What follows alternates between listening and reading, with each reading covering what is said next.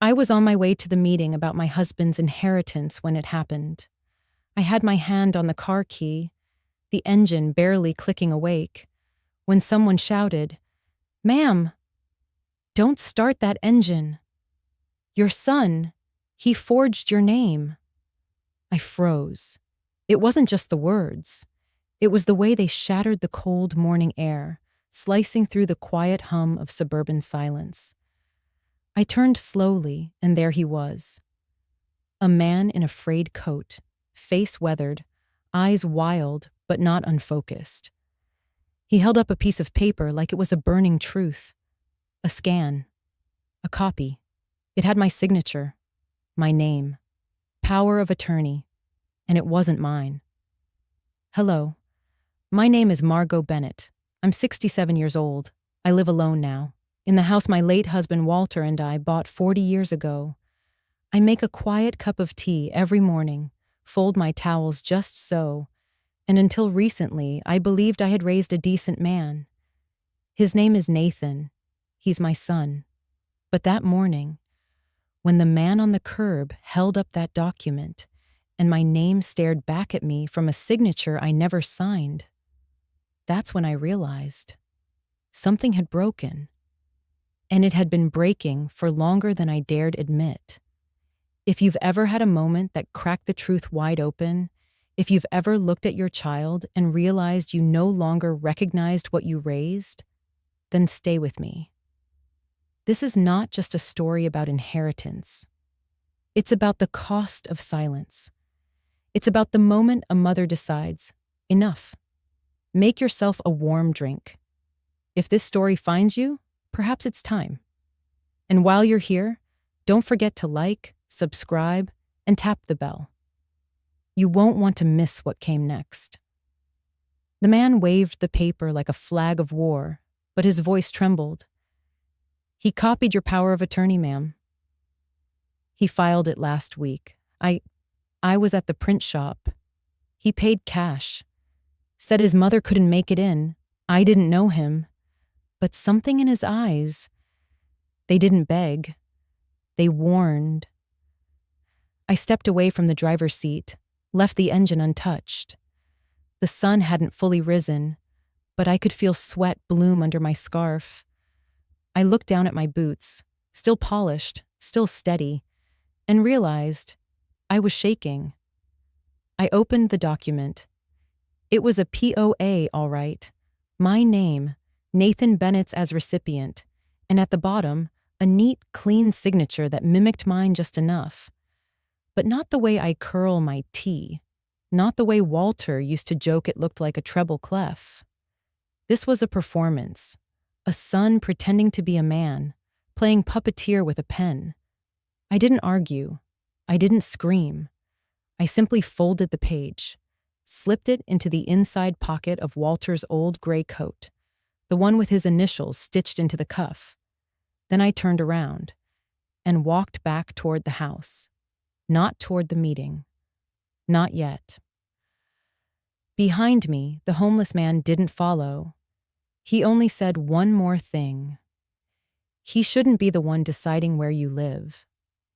And that was when I knew this wasn't just a legal meeting. It was a silent ambush, an erasure of me. I stepped back inside the house, removed my gloves, and sat on the small bench by the window. The air inside smelled like cedar and the faint trace of lemon oil from the night before. The house was quiet, but not dead. Walter used to say, "Let the quiet be your spine, not your grave." I breathed. Then I reached into the drawer where we kept our original legal documents. They were all there, filed, preserved, real. I touched the envelope that held the original power of attorney, still signed, still witnessed, by Walter and our old family friend, Judge Kincaid. Walter never trusted digital versions. I used to tease him for it. But now I could almost feel him beside me, that old bony hand tapping my shoulder as if to say, "Told you."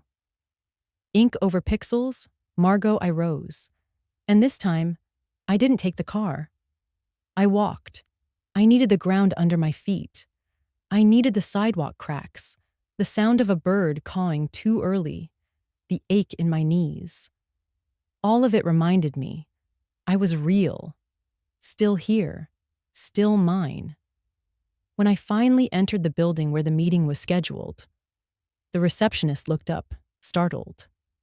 "Miss Bennett, you're early."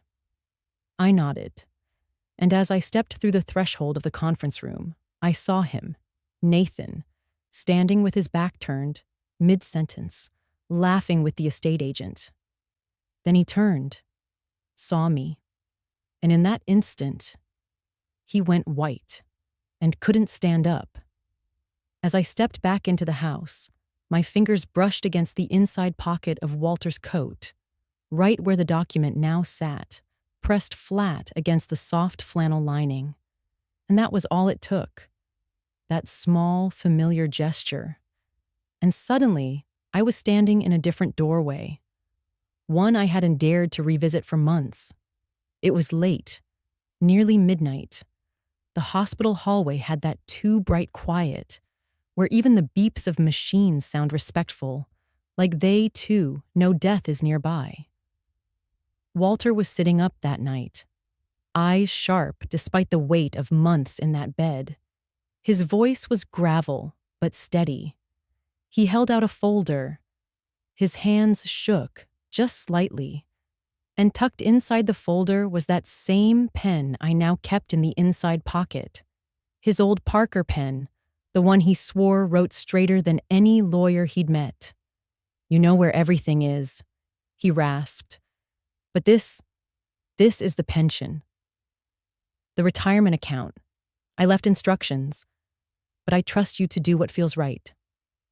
I sat down beside him. The curtain had been pulled, soft and beige, shielding us from the world.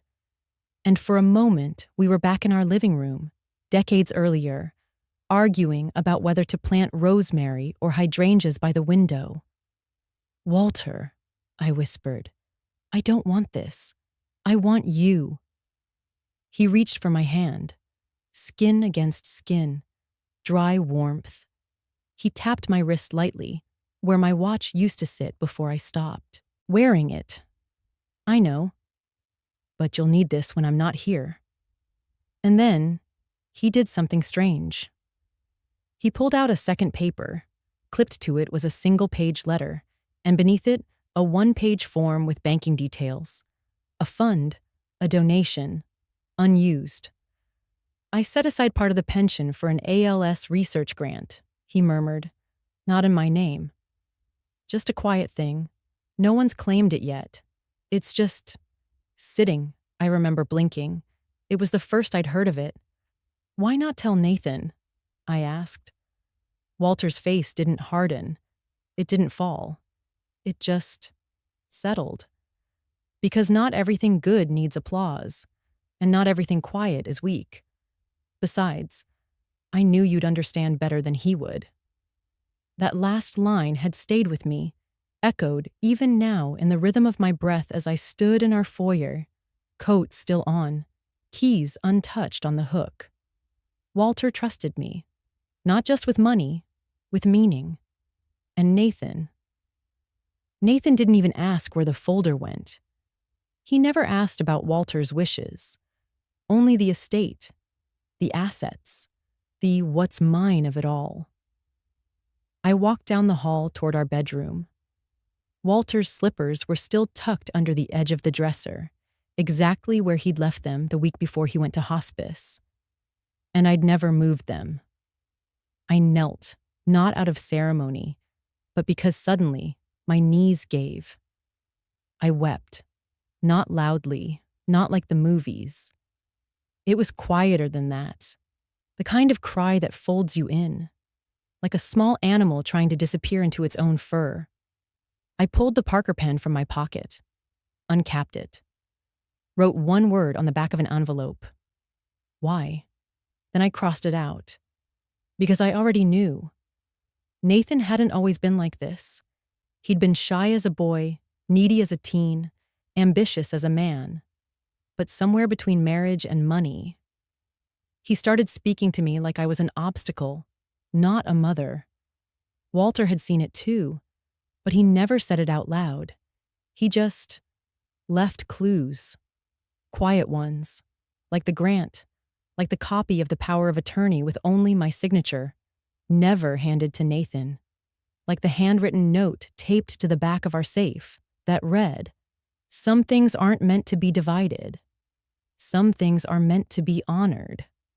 I had ignored those clues, believing that if I loved Nathan hard enough, he'd turn back toward me. But love isn't a lever. You don't pull it to move someone. You hold it. You let it speak when you can't. I stood up, placed the pen gently back in the pocket, beside the forged document, and I made a choice.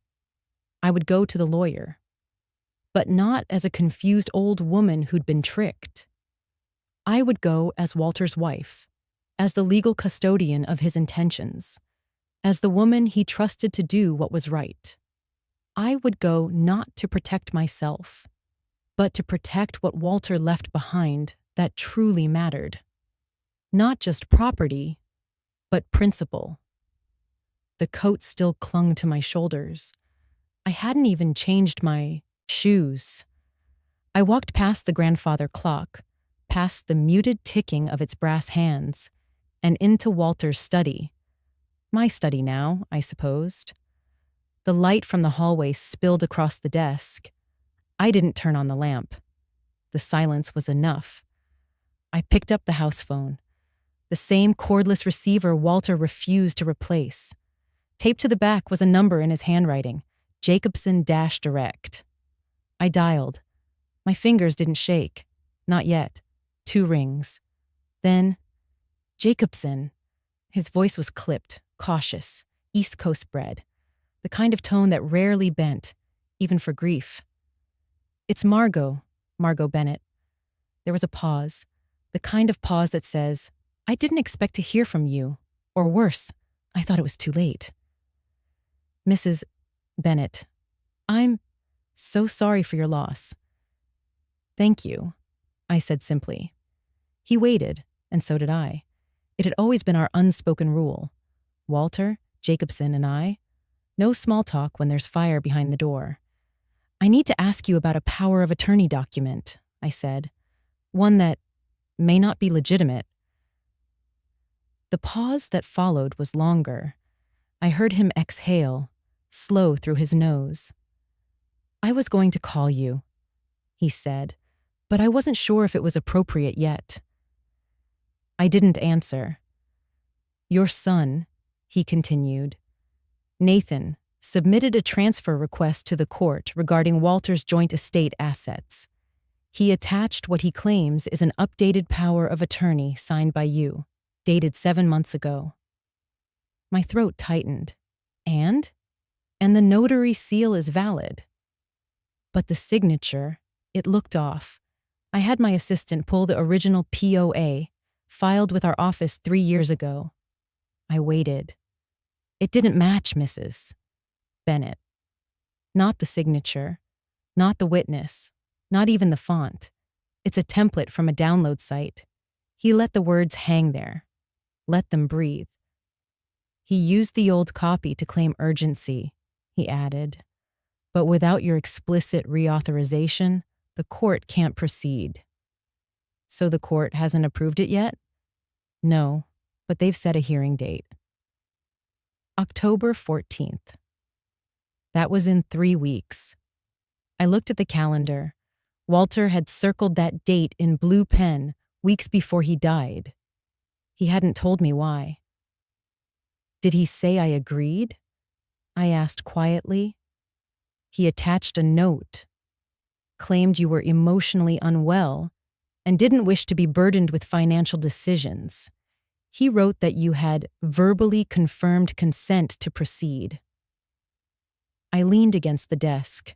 The cold wood against my hip was the only thing anchoring me. "I never said those words." Jacobson's voice softened, but not by much. "Then I need to ask plainly. Has your son, at any point, acted with your legal consent regarding this transfer? I looked at the Parker pen sitting on the desk. I could still see Walter holding it in his hand, signing checks with a flick of his wrist that always looked like calligraphy. I used to think, I began, that silence was the same as consent. That staying quiet meant I was cooperating Jacobson didn't interrupt. That was the kind of man he was, measured, deliberate. But it's not, I continued.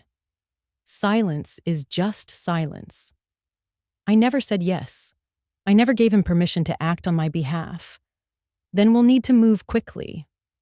I nodded, forgetting for a moment he couldn't see me. We'll contest the submission, he said. But you'll need to sign an affidavit. And we should talk about Walter's grant fund.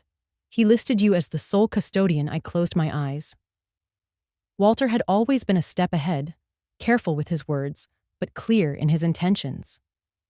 Do you still have the original POA? I asked. I do.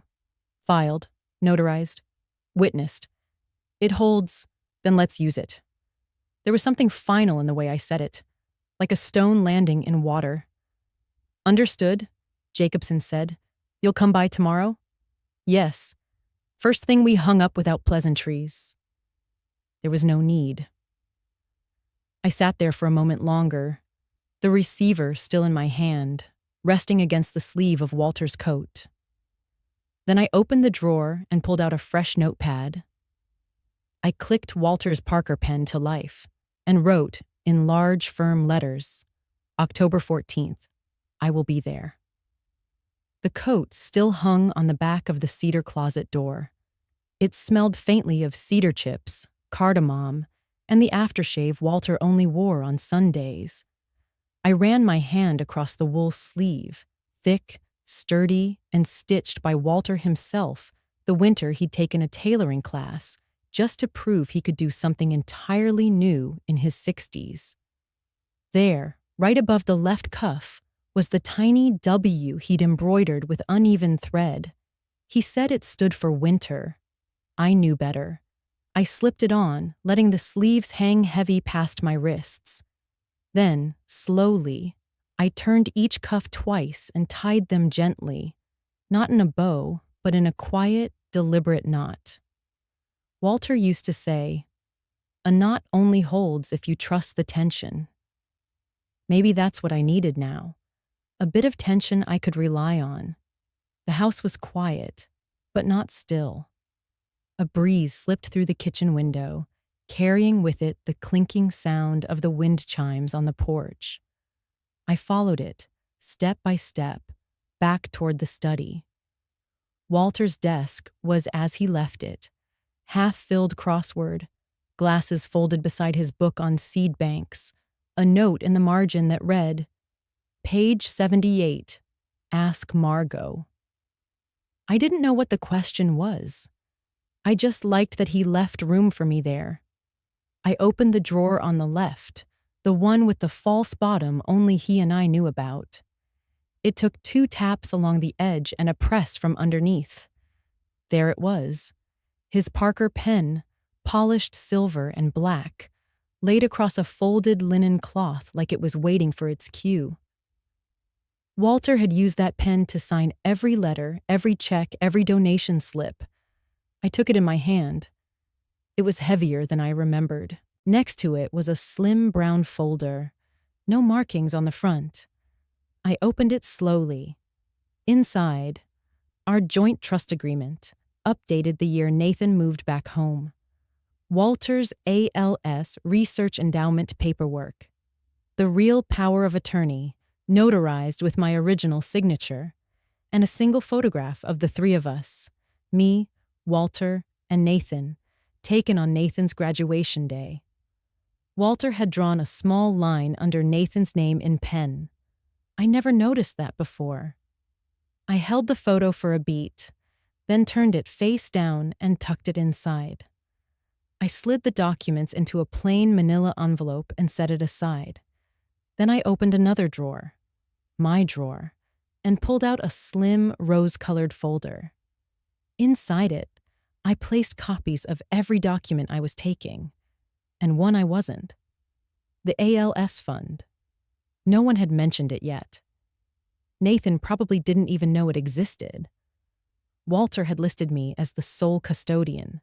The grant money was untouched, preserved, waiting for an institution to finish vetting the research proposal.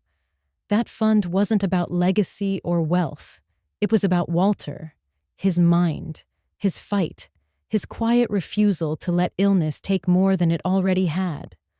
And it wasn't going to be a bargaining chip in some courtroom. I closed the rose folder, sealed it with tape, and walked it down the hallway, past the linen cabinet, past the old photos of Walter's parents, past the sketch Nathan drew when he was 10 and called Mom's favorite tree. I stepped into the small storage room at the back of the house. In the corner, behind the Christmas decorations, was an old recipe box. I pulled it forward, lifted the lid, and slid the rose folder beneath the recipes. I replaced the lid, then paused. I reached up and touched the edge of the doorframe. That room, this house, was filled with thresholds. Not just physical ones, but emotional ones too. Every hallway Walter built with his hands. Every doorframe he reinforced after a storm. Every stair he told me to hold steady on when my knees started hurting in the winter. I stepped back, closing the door behind me with a soft click. Then I walked toward the front of the house. The manila envelope sat quietly on the bench by the door, next to my handbag.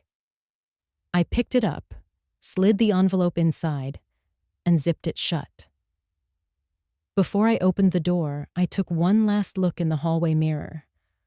Walter's coat fit more like armor than clothing now.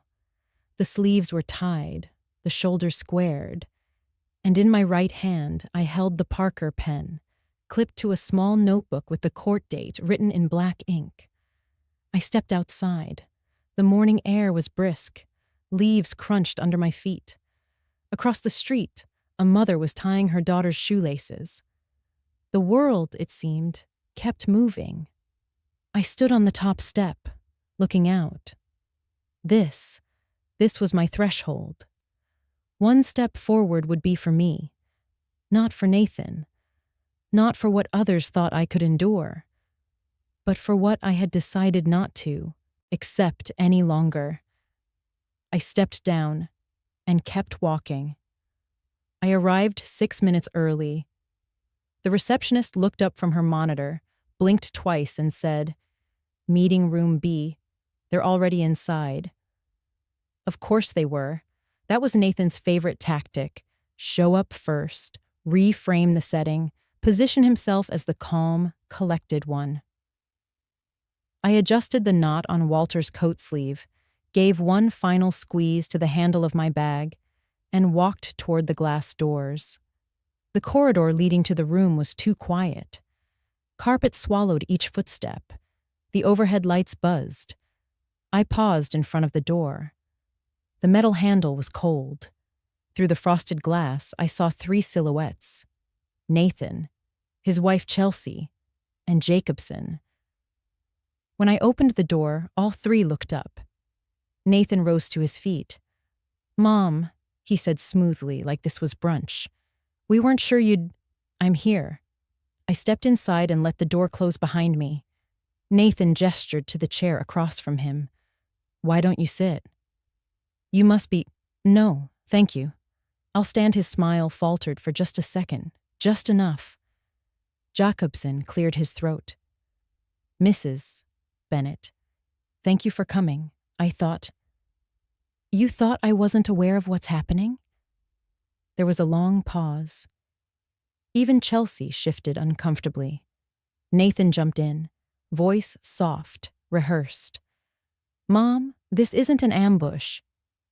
It's a transition discussion. We've been thinking about what's best for you, for your future." I tilted my head. "And you believe that future includes stripping me of decision-making authority over the estate your father and I built?" He didn't blink. "You've always been practical. I thought, if we could streamline things, you could focus on rest, travel. Whatever you wanted, rest, I echoed slowly. If resting means being placed into the trust structure of my own assets while I'm still breathing, I suppose I'm not tired yet. Nathan's lips parted. He hadn't expected resistance. Not here, not in front of Jacobson. I set my bag down, unzipped the top, and withdrew a manila folder. Calmly, I laid it on the table and opened it. Inside was the notarized power of attorney from 2020, signed with Walter's pen, with witnesses present, and documented through our longtime legal office. I slid it across the table toward Jacobson. His eyes narrowed, then widened. This is the original? Yes, I said clearly, and this is the only valid version. Everything else filed after Walter passed, especially the document Nathan submitted last month, is fabricated. Chelsea's eyes darted toward Nathan. Nathan leaned forward. That's a serious accusation. Are you sure you're feeling... Don't. Just that one word. Quiet. Even. Final. I turned to Jacobson. I had the digital records traced. The POA file submitted online to your office was uploaded from a masked IP address, routed through a server. Farm in Nevada. Using a virtual machine, Jacobson blinked. That's highly specific. Because I hired someone highly specific, and because Nathan is too smart to forge a signature on paper. But digital trails? I looked at my son. You always underestimated metadata. His mouth opened. Nothing came out. Jacobson leaned back in his chair, arms crossed now. Nathan, do you have a response to this? I was told it was valid. Chelsea and I thought... Chelsea interjected quickly. We just wanted to simplify the estate, Mr. Jacobson. We didn't mean to go behind anyone's back. No, I said quietly. You meant to erase me. Cleanly. Legally. So it wouldn't look like theft. Just paperwork. Nathan's face reddened. That's not fair. What part? I asked, finally sitting down. The part where you forged documents? Or the part where you believed I wouldn't notice? No one spoke. I placed the Parker pen on the table between us. Walter's initials glinted under the fluorescent light. This pen signed every donation we ever made, every tuition check, every medical authorization. And when your father handed me this coat, I touched the sleeve gently. He said, I trust you to know what's worth protecting. Nathan looked away. Chelsea stared at the table. Jacobson picked up the original POA again, examined the seal, the signature, then sighed. Well, this changes things. Yes, I said. It does. He turned to Nathan. If this is the true document of record, then I'm obliged to honor it. All proceedings based on the later submission are now suspended. Nathan's voice was quieter now. Mom, I didn't mean for it to come to this. You wanted control, I said simply. And you thought I was too sentimental, too old, or too tired to stop you. He swallowed hard. I leaned forward. You know, I was once afraid of being alone. That if I said no, I'd lose you too. His head lifted slightly. But then I realized what I'd lose by staying silent was far worse. There it was again. Silence. But this time it wasn't fear. It was clarity. I stood. This meeting is over. Mr. Jacobson, thank you for your time. I collected the Parker pen, zipped my folder, and walked to the door. Nathan didn't follow. Chelsea didn't move. When I stepped out into the hallway, the light felt sharper. And I didn't look back. I didn't leave right after the meeting. Instead, I asked Jacobson to remain behind. Just a few minutes. Nathan and Chelsea were already gathering their things, avoiding eye contact as they quietly slipped out the side door. Once the door latched shut behind them, I opened my bag again. This time, I didn't take out a folder. I pulled out a sealed envelope, thick, worn at the corners. I held it for a moment, then passed it across the table. Jacobson raised his eyebrows. What's this? Something you should have had 2 weeks ago, but I needed to see if you'd ask the right questions first. He opened it slowly, revealing a signed, notarized affidavit. At the top, statement of concern regarding unauthorized POA filing, prepared by Margot W. Bennett. He scanned the first page, then the second, pausing when he reached the attachment stapled to the back. His brows furrowed. This is a transcript. Yes. I folded my hands calmly in my lap. A transcript from a recorded call between Nathan and a freelance notary in Henderson, Nevada. He thought he could expedite things digitally. Unfortunately for him, the notary required a verification call, and I had that call legally intercepted through a third party before it ever reached your office.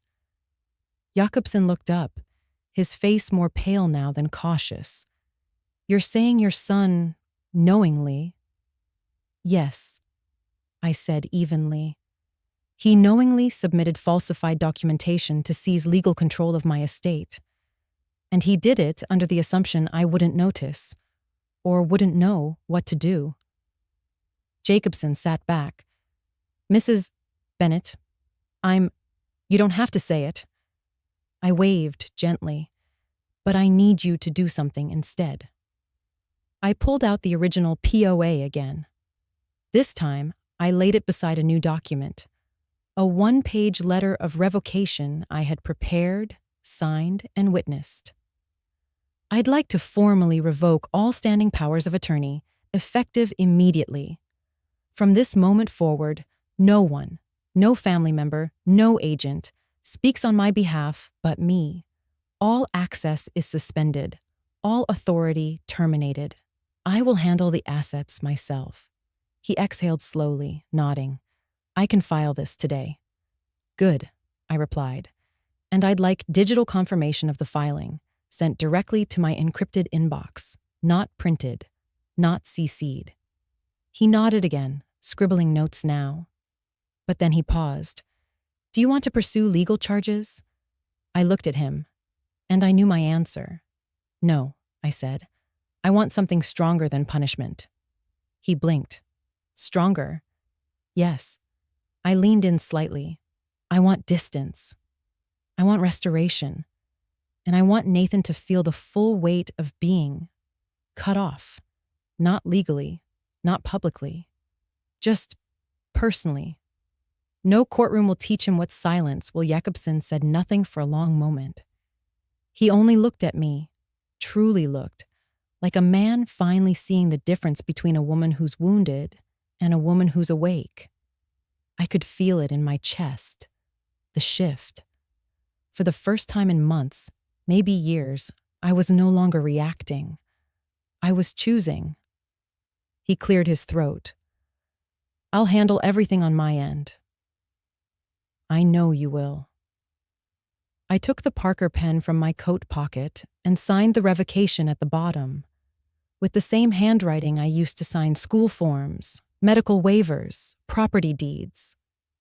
Jacobsen glanced down at the signature and smiled faintly. That's steady. I met his eyes. It's always been steady. Just quiet. When I stood to leave, I didn't rush.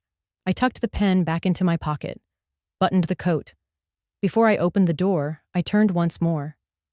There's one more thing, I said. He looked up. The trust Walter left for ALS research, it's never been touched. I want it protected, permanently. Set up a lock structure. No changes, no movement, no signatures, except mine. I'll assign a secondary trustee, but it won't be Nathan. It won't be family. Jacobsen nodded. Understood. And Jacobsen, I added softly, I don't want you to pity me. I don't, he said simply. I respect you. I gave him a small smile.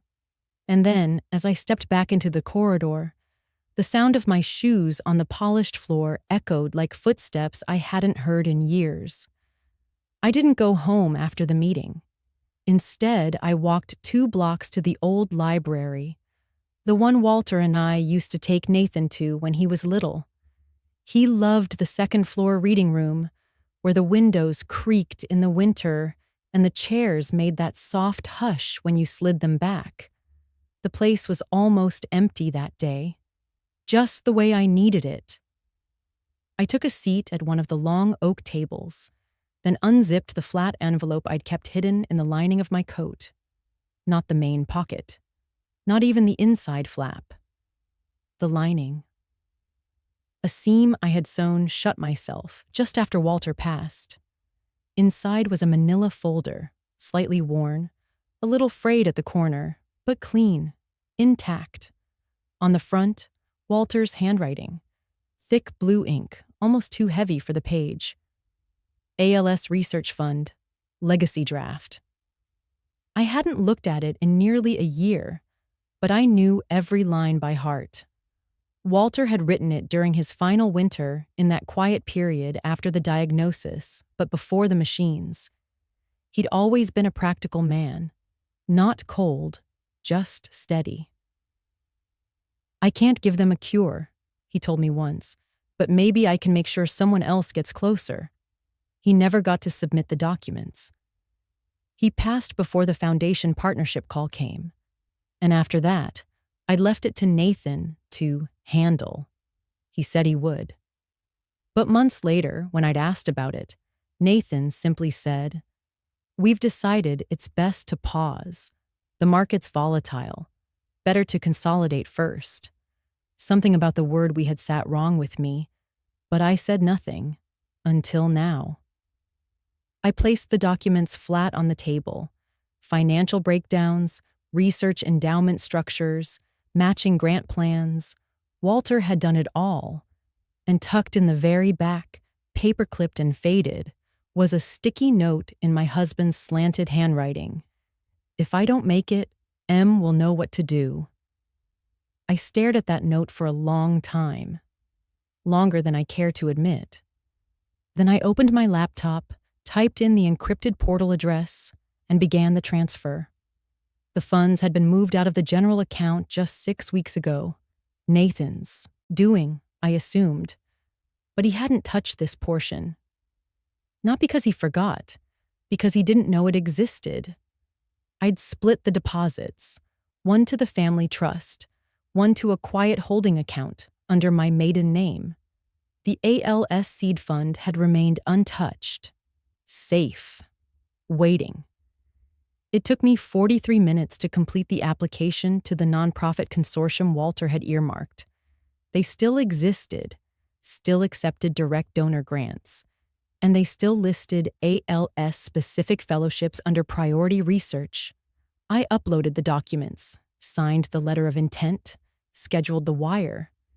And then I added a name to the permanent scholarship line, the Walter Bennett Endowment for ALS Research, in honor of unfinished work. I didn't cry. Not until I received the confirmation email, time-stamped 2:47 p.m., that said simply, "Funds received. Activation pending board vote. Welcome to the Legacy Circle." I sat there, in that old wooden chair, and let the silence close around me. The weight of it wasn't sorrow. It was peace. The kind that comes when something broken finds its missing piece. My phone buzzed. A message from Chelsea. Just one line. "Margot, please call when you can. Nathan is overwhelmed. I read it twice. Then put the phone away. Some lessons come late. Some never arrive. But dignity should not be negotiated. Walter used to say, 'I'm not afraid of dying. I'm afraid of leaving nothing that matters.' And I had almost let that fear win. Almost.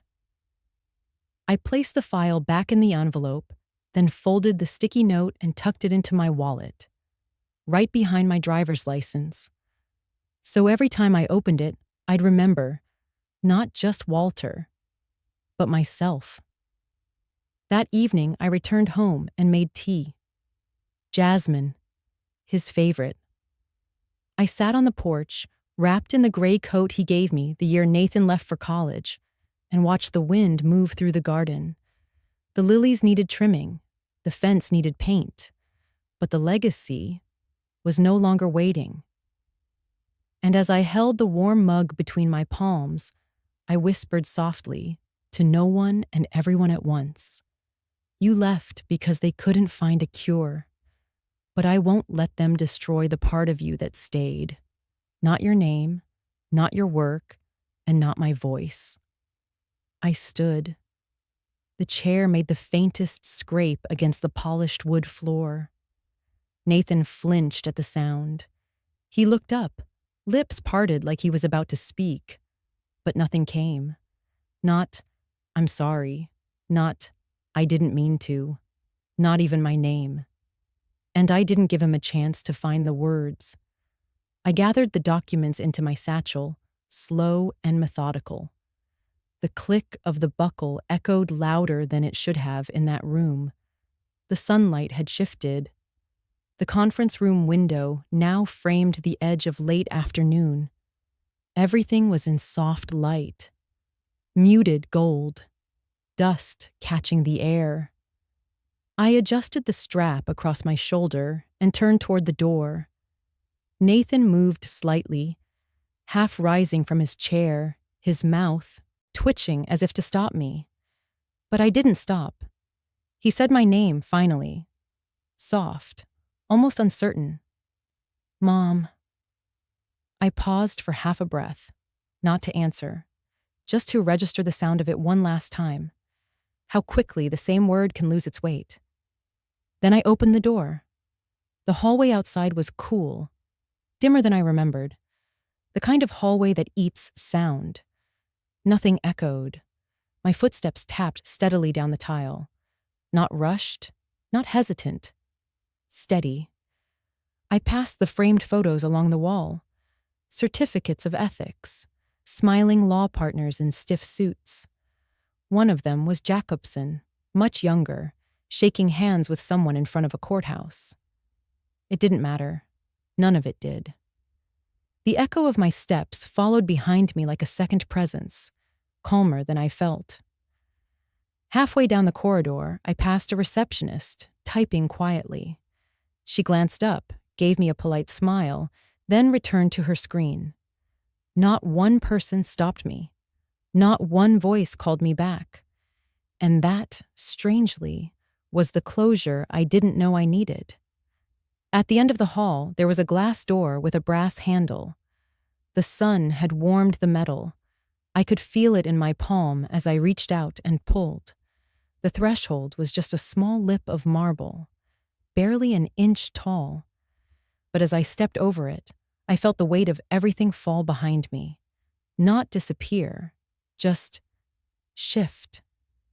Behind that door was the version of me who doubted, who'd hesitated, who once thought silence was survival. That version didn't walk out with me. Outside, the sky had turned that specific shade of late-day blue, the kind that only shows up in early spring. The air had a bite to it, but not cruel, just enough to wake the skin. I tightened the strap on my shoulder, pulled Walter's coat a little closer around me, and I walked, not away, but forward. The house felt too clean when I returned, not tidy, sterile, as if no one had truly lived here in a long time. The faint smell of wood polish clung to the hallway, lingering like a ghost. I slipped off Walter's coat and hung it on the back of the kitchen chair. The chair across from it remained empty. It always did. I made myself dinner, if you could call it that. A boiled egg, a slice of toast, a few steamed carrots, not because I had no appetite, but because anything more felt performative. Who was I cooking for now? The clock above the stove ticked with the kind of authority I once reserved for courtroom judges. Every second a quiet accusation. I sat at the table and took a bite, chewed, swallowed. stared at the opposite chair, and then I said aloud, "This is what you wanted, Nathan?" The words didn't echo. They didn't need to. After a few more bites, I stood, took the plate to the sink, washed it with more attention than necessary. Then I walked toward the hallway closet, the one we hadn't opened in months. There, in a worn cardboard box, were the albums. I pulled the one labeled Winter Holidays and carried it back to the table. Dust puffed slightly as I flipped the cover. Page after page of construction paper crafts, glittered reindeer, awkward handwriting. And then I found it. A card from when Nathan was 8, green crayon tree on the front. A stick figure holding hands with a woman in a blue dress. Inside, in shaky capital letters, M.O.M., I will always protect you, I promise. Love, Nathan. I traced the letters with my fingertip. The A in always had been drawn backward. I remember that. He was proud of the drawing, not the grammar. I remembered the night he made it. He'd overheard Walter and me arguing over a hospital bill. He'd burst in, waving the card like a white flag. Told us both to stop. Told me, "When I grow up, I'll take care of you." I had believed him. Or maybe I wanted to believe him. I turned the page. Another card. Years later, high school, pencil sketch of our house. Caption, "Home is where Mom is." I closed the album, set it down on the table, rested both hands on the cover as if holding a heartbeat. What changed? Number. That's not the right question. When did it change? Was it college? When he stopped coming home for Thanksgiving? Was it the job? Was it the wife? Or was it quieter than that? Like fog rolling in under the door, slowly, until one day the view is gone. I whispered into the empty room. "Did you mean it, Nathan? When you said you'd protect me?" The silence answered like only silence can. And then, another thought. Colder. Sharper. Was it ever about protecting me? Or was it about controlling me? Was I the thing he loved? Or the thing he needed to manage? I pushed back the chair and stood. My legs were stiff, but not weak. I walked to the hallway mirror, looked at myself fully for the first time all day. Not just at my reflection, but at the space I occupied. I looked like my mother in that mirror, sharp around the eyes, soft around the jaw, tired, but not broken. I whispered again, this time not to the past, but to the woman staring back. "Don't confuse silence with consent, Margot." And for once, she nodded. I never saw what happened in that office, but I've imagined it again and again. The way he probably sat, alone, surrounded by framed smiles that hadn't felt real in years. A photo of our family at Yellowstone. Walter still strong. Nathan still small enough to ride on his father's shoulders. Another from his wedding. Too polished. Too posed. His smile hadn't quite reached his eyes that day. Maybe it was the way his assistant paused outside the frosted glass door, her hand hovering before knocking. Maybe she sensed the tension. Or maybe she didn't want to interrupt grief in disguise. When she finally stepped in, she might have said something casual. "Everything okay, Mr. Bennett?" And I imagine Nathan didn't answer right away. His hand resting on a manila folder. The folder from the meeting, the one that now had nothing useful in it. Nothing manipulative left to hold. She might have shifted awkwardly, then tried again. "Is it settled? With your mother?" He probably gave her a tight smile, a nod, and still didn't say yes. Because how do you explain that the person who taught you what trust is was the same person who just reminded you what boundaries are? When she left, I picture him turning his chair slowly toward the window, hands in his lap, breathing shallow. the weight of something he couldn't name pressing behind his ribs. And then, maybe, just maybe, he reached for his wallet. That leather one he never changed. The one I gave him for college graduation. Inside, in the creased plastic sleeve, there's still a picture of me. A small, faded photo from a farmer's market. I'm holding a basket of peaches, laughing. He must have been 10 when he took it.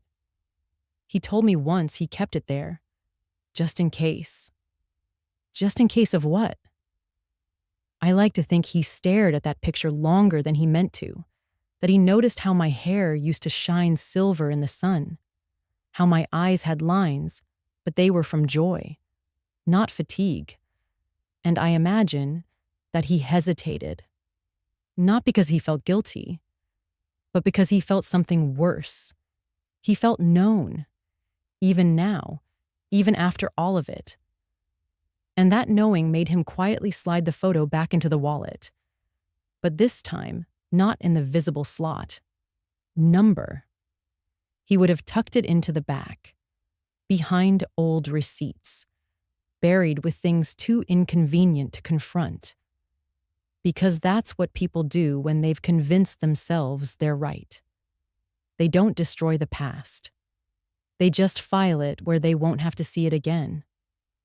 But they never throw it away. That's how regret begins. Not with fire, but with filing cabinets. And if he went back to his desk and typed another email and led another meeting, his tie too tight, his voice too calm, I wonder if he noticed the hollow behind his ribs had only grown heavier, because the weight of what you take is never lighter than the weight of who you lost. The folding chairs were already half filled when I arrived that morning. A few women sat stiffly, their hands clasped in their laps, eyes darting across the room like they were waiting for someone to give them permission to exhale. Some wore carefully ironed blouses. Others had on sweaters that looked like they hadn't been washed in weeks, but they all carried the same weight in their eyes. One I recognized without asking. I stacked the handouts on the table at the front of the library meeting room. A simple flyer printed in black ink. If they say, "Let me handle it, Mom," you ask, "With whose money?" A free class on reclaiming financial dignity, taught by someone who learned the hard way. I'd written that tagline myself. It had taken me 4 hours to come up with it, and a lifetime to mean it. This wasn't a lecture. It was a conversation.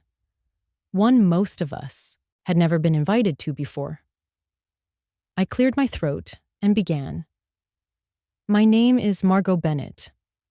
I'm not a banker. I'm not a lawyer. I'm just a widow who once believed that silence was safer than asking questions. Until I realized silence can be very expensive. A few women smiled. A few others looked down at their laps, but one nodded, deeply, slowly, like I'd just named a pain she'd carried too long. I passed around a printed sheet titled, 10 Questions to Ask Before Handing Over Your Signature.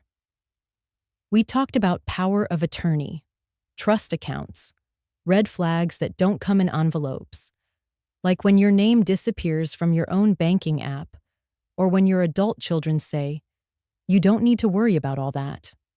A woman in the second row raised her hand. She wore a light pink scarf and orthopedic shoes. "What if the accounts are already gone?" she asked.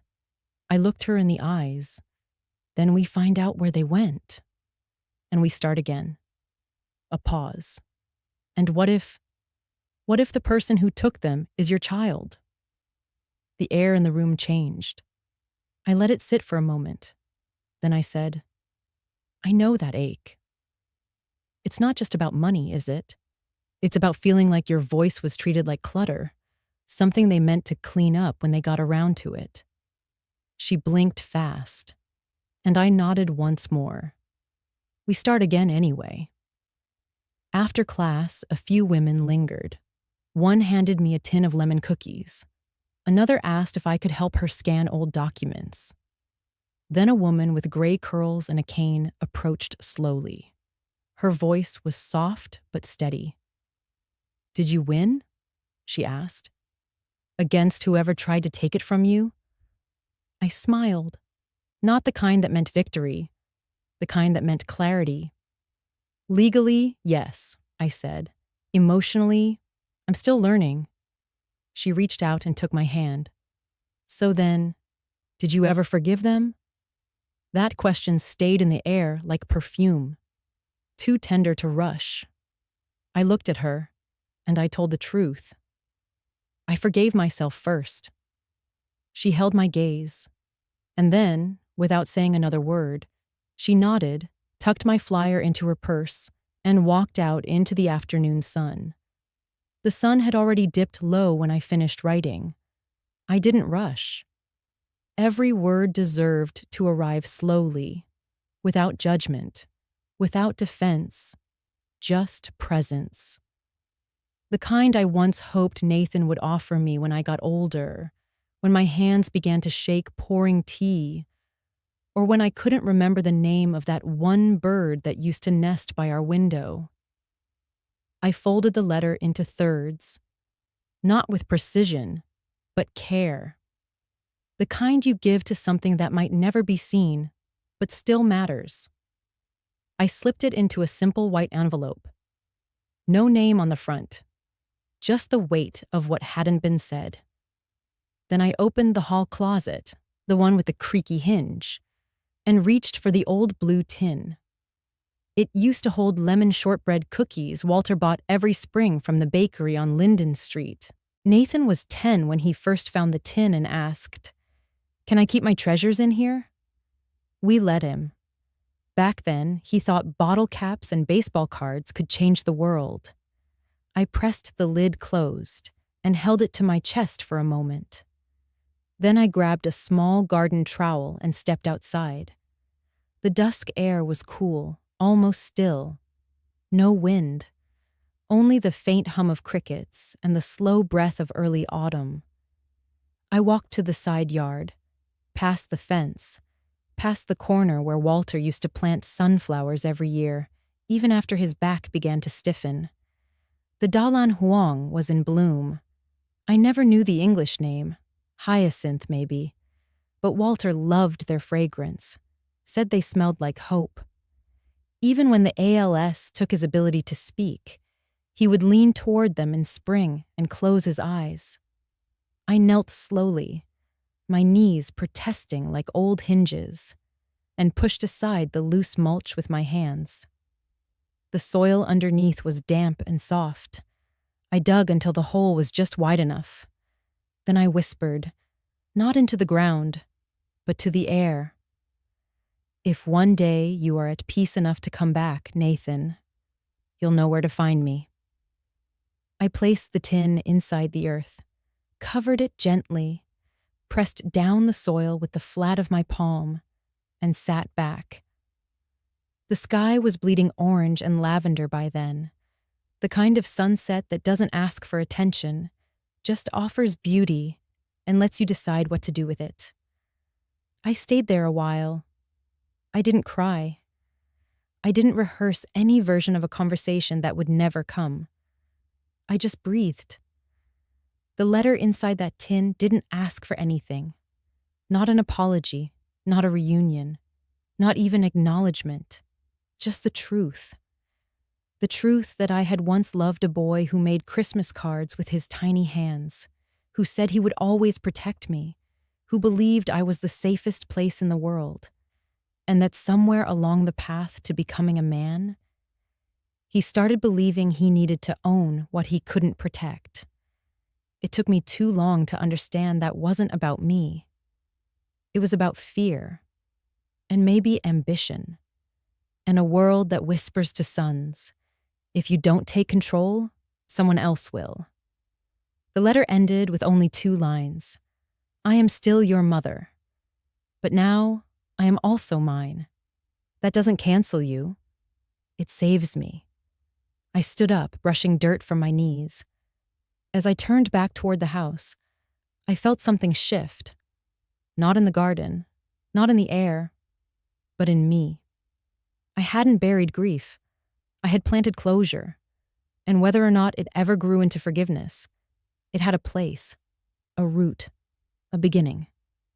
I walked back inside, not expecting anything, just breathing in the scent of hyacinth behind me, the scent of hope, whether or not it's ever found.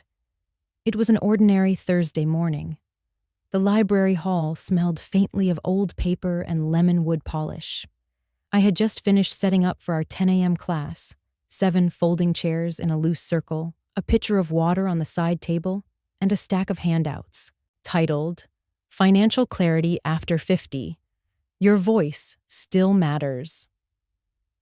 I was adjusting the curtains to let in more light when I noticed movement near the entryway.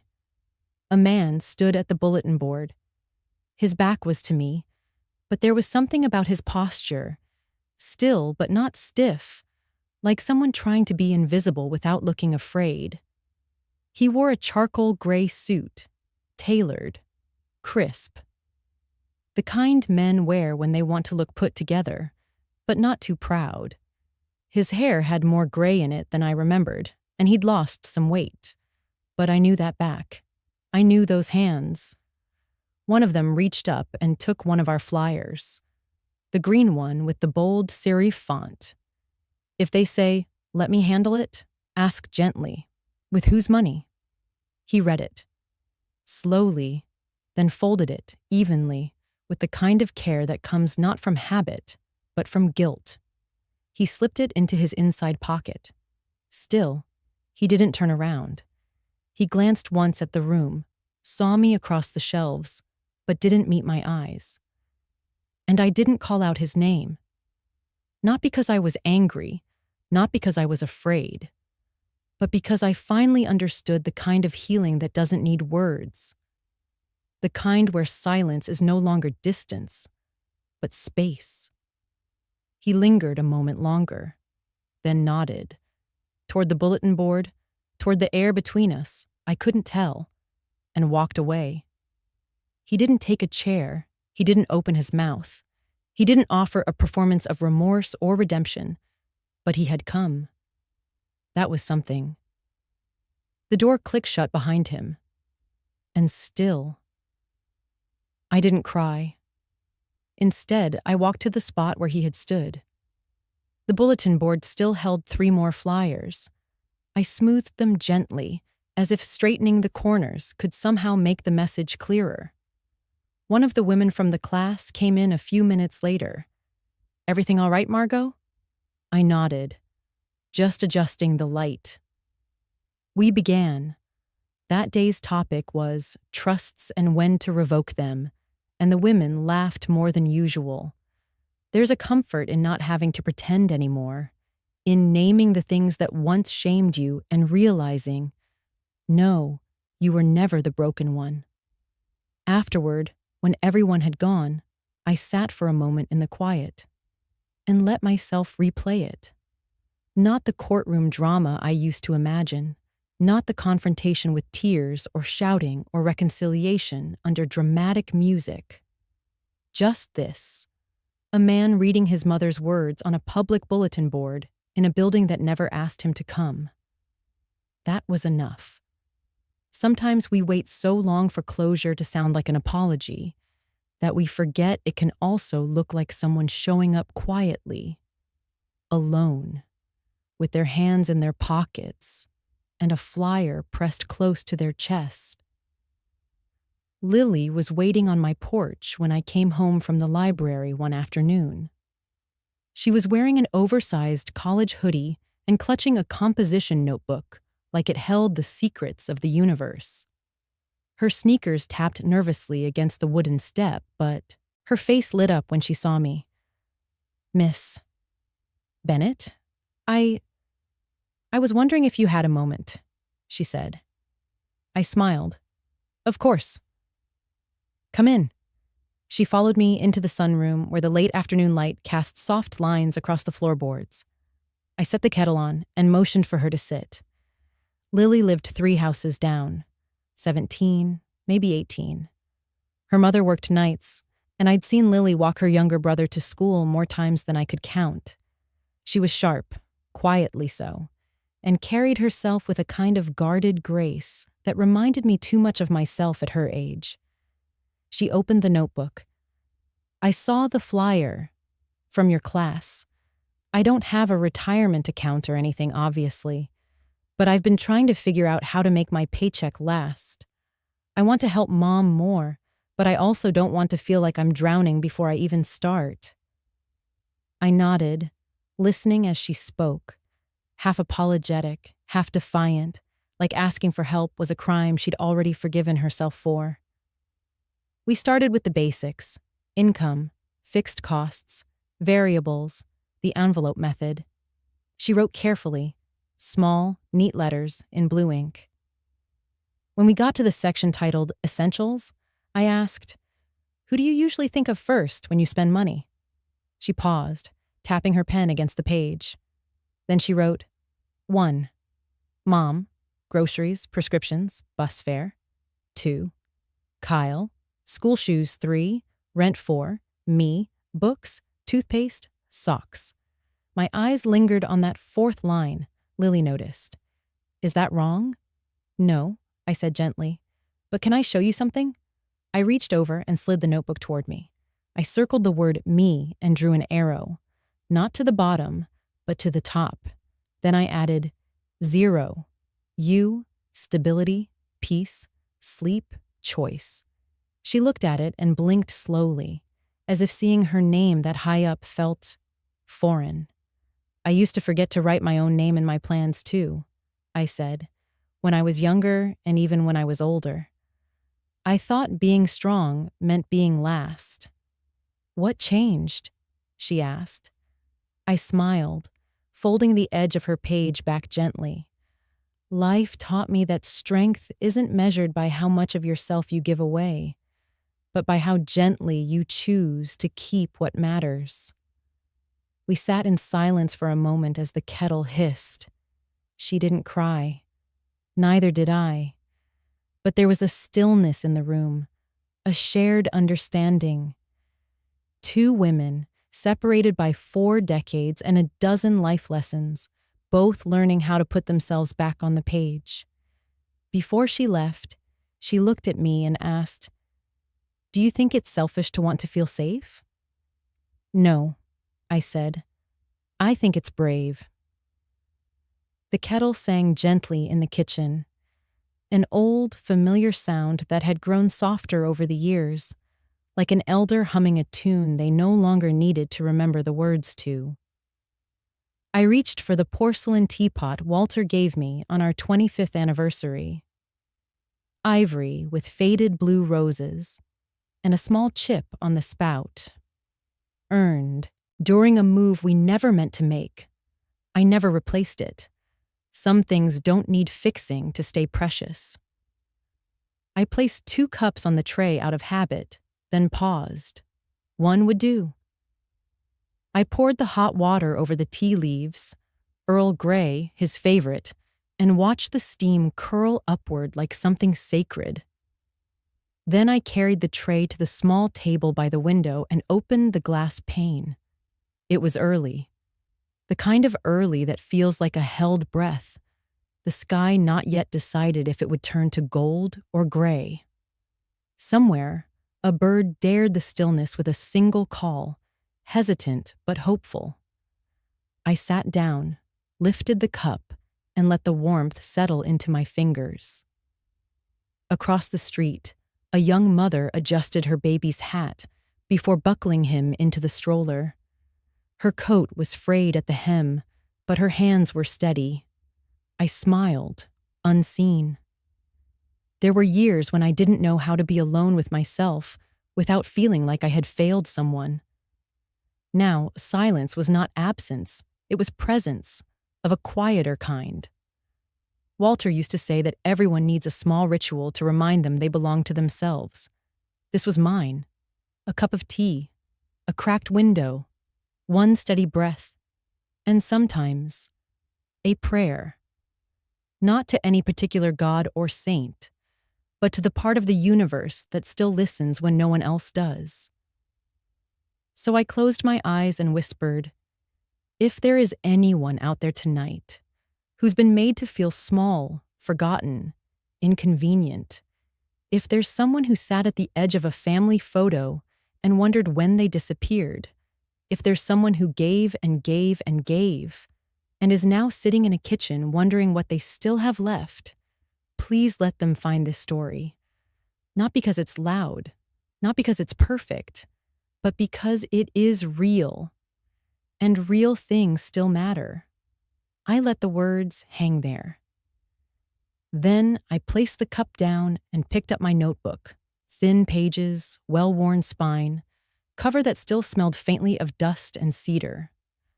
The last entry I'd written was weeks ago, but today felt different. Not heavy, not light, just clear. I wrote, freedom is not always loud. Sometimes it looks like a quiet cup of tea poured for one. Sometimes it sounds like a woman learning to budget her own breath. Sometimes it feels like walking through a door without turning back. Not because there's nothing behind you, but because what's ahead finally makes sense. I set the pen down beside the cup. The sky outside had begun to shift, blue seeping gently into the gray, like someone opening their eyes after a long sleep. I thought of Nathan, not with anger, not with longing, but with the softness that comes after you've accepted that some things will never be what they could have been. That's okay. I thought of Lily, too, of her penciled budget, her eyes as she whispered, is it selfish to feel safe? No, Lily, it's sacred.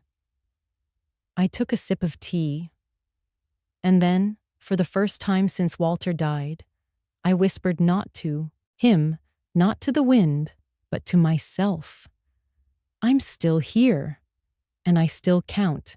And if you're watching, yes, you, wherever you are, if you've ever doubted your worth because someone didn't see it, if you've been made to feel like your time is over, your voice too quiet, your name forgotten, let this be your reminder. You are not an afterthought. You are the page someone's waiting to turn. You are the cup that fills again. You are not too late, and you are not alone. If this story finds you, let it stay with you. And if it helps, share it. Maybe someone else is standing at their own threshold, waiting for a sign that it's okay to walk through it, alone, proud, whole. This might be that sign. Margot Bennett. I am not Nathan's mother anymore. I am not Walter's wife anymore. I am Margot, and I am the one who signed the final letter. It's strange, the peace that comes when you stop chasing roles that were never meant to contain your whole self. There was a time I thought motherhood was my full name, that being a wife meant the rest of me didn't need tending, that saying yes quietly was how love survived. But now, I know better. I know that love is not a ledger, that silence is not consent, and that dignity, once lost, can be reclaimed, even in the smallest of ways, not with grand speeches, not with shouting, but with a door gently closed, a letter not mailed, a life softly rewritten. And I suppose if you've stayed until now, you understand that too. So let me say this clearly, because no one said it to me when I needed to hear it. You are not the role someone gave you. You are not the mistake they never let you forget. You are not the bank account they hope to control. You are not their plan B. You are not too old, too soft, too late. You are a name. And that name deserves to be said with care. Mine is Margot. And now, I sign the last page not in grief, not in bitterness, but in wholeness. Signed, the woman who stayed, the woman who left, the woman who learned, the woman who lived. Beat. The screen goes black. No music at first. Then, a low, warm swell, like the sound of a memory folding itself into rest. And across that stillness, a voice, not mine, not Nathan's, not anyone's in particular, just words on a screen inviting you in. Have you ever been made to feel invisible in your own family? Was there a moment you realized you weren't the one being protected, but the one being managed? Tell us. Nana is listening. And after a breath, before we say goodbye, we'd love to know, where are you watching from? Is it a quiet morning with a warm cup of coffee? Or a late night where stories like this keep you company? Let us know in the comments. We read everyone with gratitude. If this story touched your heart, please consider subscribing to the channel, not just to hear more stories like this, but to be part of a community that still believes in kindness, healing, and second chances. Thank you for spending your time with us today. Wherever you are, we hope this story stays with you, like a letter folded into your coat pocket, like a voice that says, quietly, you matter. Sometimes the miracle doesn't knock on your door. It waits quietly until you're ready to open your heart. Take care, and we'll see you in the next story.